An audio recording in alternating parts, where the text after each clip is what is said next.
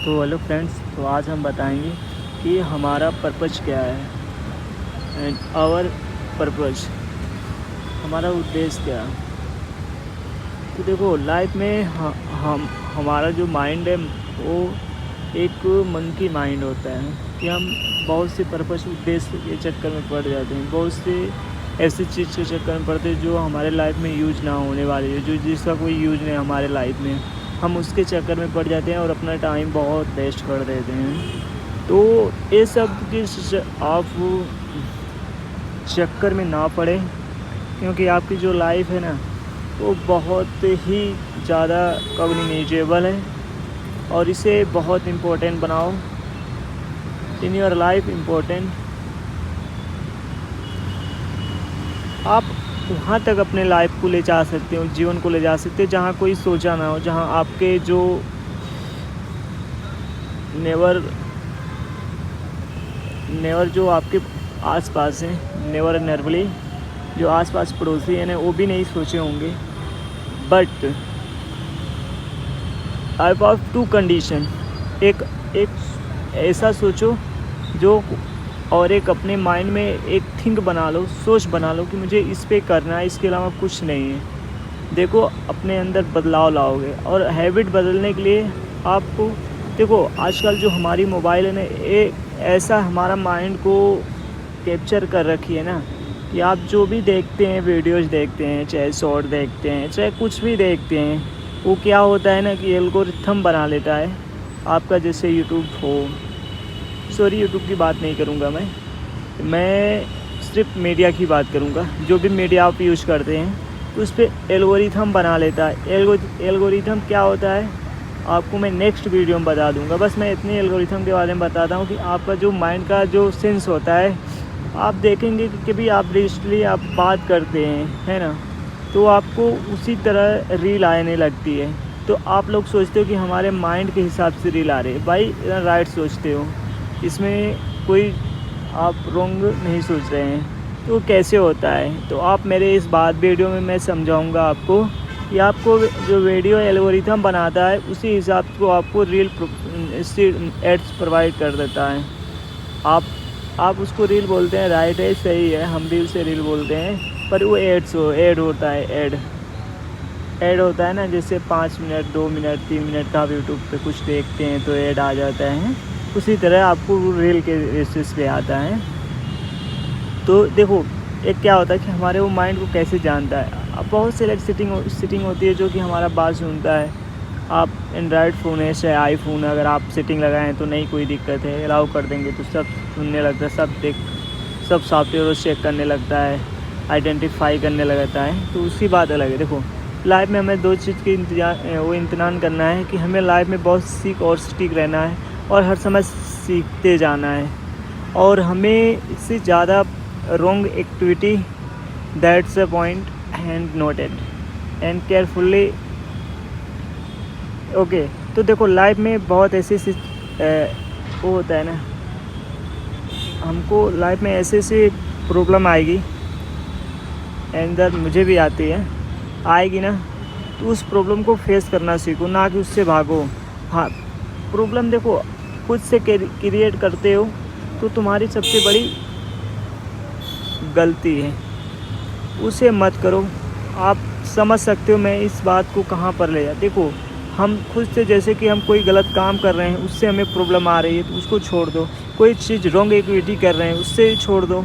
भाई अच्छे काम में अगर कठिनाइयाँ आ रही हैं तो बेसिक है कि आप अच्छे काम कर रहे हो, उसमें दिक्कत आ रही है तो आगे जाके बहुत मज़ा भी आएगा।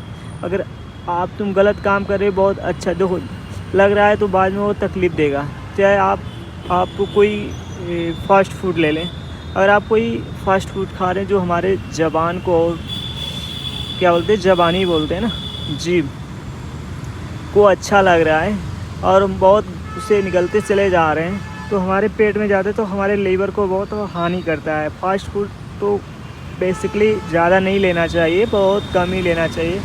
और आपको ज़्यादातर फ्रूट्स के, ड्राई फ्रूट्स एंड सूखे फल, या कहो तो जो भी फल हो, फल में जो भी फ्रूट आते हैं वो खाना चाहिए। आपको ड्राई फ्रूट नहीं, चाइनीज़ जो भी चाइनीज़ करना होता है वो नहीं खाना चाहिए। ज़्यादा फास्ट फूड नहीं खाना चाहिए, क्योंकि फास्ट फूड खाने से आपका बहुत प्रॉब्लम होता है। आपका जो यकृत होता है ना, यकृत इतनी ज़्यादा प्रॉब्लम होता है, फैटी लिवर बोलते हैं, हो जाता है। बहुत कुछ ऐसी प्रॉब्लम आती है, चेहरे पे ऐसे पिंपल्स आएंगे लगेंगे तो आप सोचोगे कि मुझे ये सब हो रहा है, डॉक्टर को जाना पड़ेगा। देखो भाई, पिंपल्स आने का नतीजा है कि आप फास्ट फूड ज़्यादा खा रहे हैं, आप वैसी वैसी चीज़ कर रहे हैं जो कि आपको एक्टिविटी नहीं करना चाहिए, वो सही हो जाता है। पिंपल्स बहुत लास्ट रियर केस में आता है कि आप अगर ज़्यादा चिकनी चीज़ खाएंगे तब आता है, या तो आपको रॉन्ग एक्टिविटी नहीं कर रहे हैं, आप बहुत ईतान से रहते हैं तो आ सकता है, तो वो ख़त्म हो जाता है। वो 1-2 आता है पिंपल, नहीं तो नहीं आता है। और गर्मी की वजह से आता है, समर अगर होता है तो आता है, कोई दिक्कत नहीं, वो समर के साथ साथ ख़त्म हो जाता है।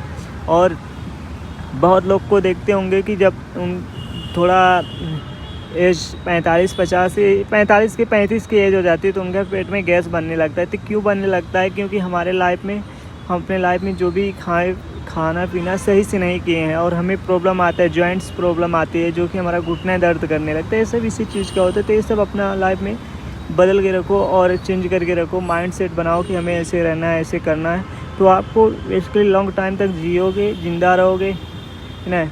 आपकी लाइफ जो है ना बढ़ जाएगी, और आप कोई भी काम है।